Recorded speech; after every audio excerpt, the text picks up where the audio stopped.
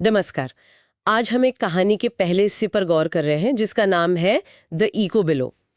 तो सोचिए, zone 7B के बिल्कुल किनारे पर एक पुरानी वीरान सी ऑब्जर्वेटरी है, जैसे प्रकृति ने उसे वापस अपने में समेट लिया हो। माहौल काफी रहस्यमयी और थोड़ा भारी सा लगता है। हाँ, ये सेटिंग ही अपने आप में काफी कुछ कहती है। एक ऑब्जर्वेटरी जो आमतौर पर बाहर देखने के लिए होती है, लेकिन कहानी हमें अंदर ले जा रही है, बल्कि नीचे।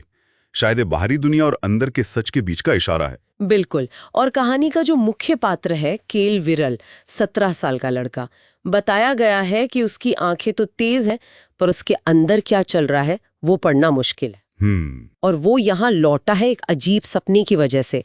सपने में एक आईना था और एक नाम, ओरविन। सवाल ये है कि ये सपना उसे यहाँ क्यों ले आया, क्या ढूंढ रहा है वो। इशारा करते हैं, है ना? और ये नाम ओरविन, ये भी अजीब है। तो ये वापसी सिर्फ एक जगह पर लौटना नहीं है, शायद किसी सच की तलाश है। देखना होगा कि इन खंडरों में मिलता क्या उसे। तो केल अंदर जाता है, चारों तरफ धूल है, पुरानी यादें हैं, वैसा माहौल। और उसकी तेज नजरें फर्श पर कुछ टाइलों को देखती है जिनका रंग थोड़ा अलग है। इससे पता चलता है कि वो चीजों को कितने ध्यान से देखता है। हाँ, ये छोटी सी डिटेल अहम है। और वहीं उसे मिलता है एक छिपा हुआ दरवाजा, नीचे की तरफ जाता हुआ। और यहीं से कहानी एकदम मुड़ जाती है। एक छिपा हुआ रास्ता जो शायद ऑब्जर्वेटरी के असली मकसद से बिल्कुल अलग है। ये दिखाता है कि जो सतह पर है उसके नीचे हमेशा कुछ और होता है। और नीचे है एक छोटा सा गोल कमरा, और बीच में रखी है एक बहुत ही खास चीज, एक आईना। हाँ, पर ये कोई मामूली आईना नहीं है। बिल्कुल नहीं। इसकी सतह एकदम काली बताई गई है, पानी जैसी चिकनी, पर उसमें केल का अक्स वो दिखता ही नहीं। अजीब है। और जैसे ही वो उसे छूने वाला होता है, उसके दिमाग में एक आवाज आती है, जैसे कोई भूली हुई याद हो। आवाज कहती है, तुमने मुझे ढूंढ लिया। आईने का अक्स ना दिखाना और सीधे, मतलब मन में बात करना, ये इसे सिर्फ एक चीज से कहीं ज्यादा बना देता है। क्या ये कोई पुरानी तकनीक है, या कोई इकाई, कोई एंटिटी? और दिलचस्प बात यह है कि आवाज बाहर से नहीं, अंदर से आई, जैसे कोई याद। ये एक जुड़ाव की शुरुआत है, या शायद किसी जाल की? पता नहीं।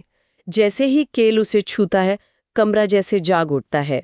दीवार पर लगी पुरानी स्क्रीनें चालू हो जाती हैं और एक स्क्रीन पर नाम चमकता है, डीन हार्वेल, क्रेस्ट हिल एकेडमी का प्रिंसिपल। और उसके नाम के साथ लिखा है मास्ट वायलेटर लेवल 3। मास्ट वायलेटर लेवल 3? ये लेवल क्या बताता है? शायद जुर्म की गंभीरता या खतरे का लेवल? हाँ, ये साफ नहीं है। और साथ में रिकॉर्डेड ट्रूथ फाइल का भी जिक्र है। तो ये आईना एक तरह से जानकारी का, या शायद सच का खजाना है। लेकिन यहां एक पेज है। जानकारी मुफ्त नहीं मिलती। स्क्रीन पर एक चेतावनी आती है। सच जानना है तो अपना एक सच देना होगा। कोई याद, कोई कबूलनामा, या शायद कोई झूठ भी। हाँ, ये सत्य का व्यापार या ट्रूथ ट्रेड, यही इस कहानी का मेन मैकेनिज्म लगता है। केल पहले हिचकिचाता है, फिर वो एक बहुत गहरा राज बताता है कि उसने अपने पिता के अंतिम संस्कार पर रोने का नाटक किया था। ये एक बहुत ही निजी, शर्मिंदगी वाली बात है। ये लेन देन बहुत महत्वपूर्ण है। ये दिखाता है कि जानकारी की कीमत सिर्फ बाहरी नहीं, बल्कि कितनी ज्यादा व्यक्तिगत हो सकती है। यहां सवाल सिर्फ ये नहीं कि सच की कीमत क्या है, बल्कि ये भी कि क्या आईना जो सच दिखा रहा है वो वाकई निष्पक्ष है, या उसका अपना कोई एजेंडा है।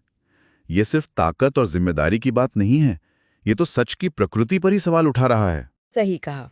खैर, इस कबूलनामे के बदले में केल को प्रिंसिपल हाविल के खिलाफ पुख्ता सबूत मिल जाते हैं।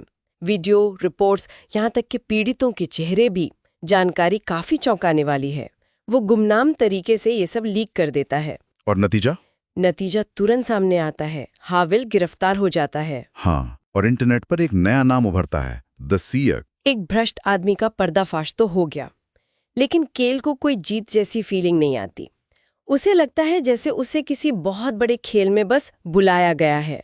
वो सिर्फ एक मोहरा है, और उसने आईने का एक छोटा सा टुकड़ा भी अपने पास रख लिया है।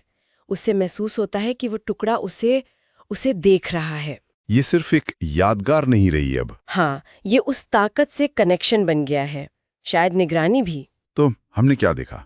एक रहस्यमयी आईना, सच जानने की ताकत और उसकी कीमत। केल ने एक आदमी को सजा तो दिलवाई, पर द सीयर बनकर वो खुद भी एक रहस्य बन गया है। और कहानी का ये हिस्सा एक बहुत ही गंभीर चेतावनी के साथ खत्म होता है। केल को ओरुवेन से एक संदेश मिलता है, तुमने अपना पहला सच दे दिया है, अभी और भी देने होंगे, और एक दिन तुम्हें पता नहीं चलेगा कि कौन से सच तुम्हारे अपने हैं। बाप रे। ये एक बहुत बड़ा सवाल छोड़ जाता है। क्या सच को उजागर करने की ये ताकत धीरे धीरे केल की अपनी पहचान, उसके अपने सच को ही खत्म कर देगी? सोचने वाली बात है कि बाहरी जानकारी हासिल करने और अपनी अंदरूनी पहचान बनाए रखने के बीच संतुलन कैसे बनता है, या बन भी पाता है या नहीं।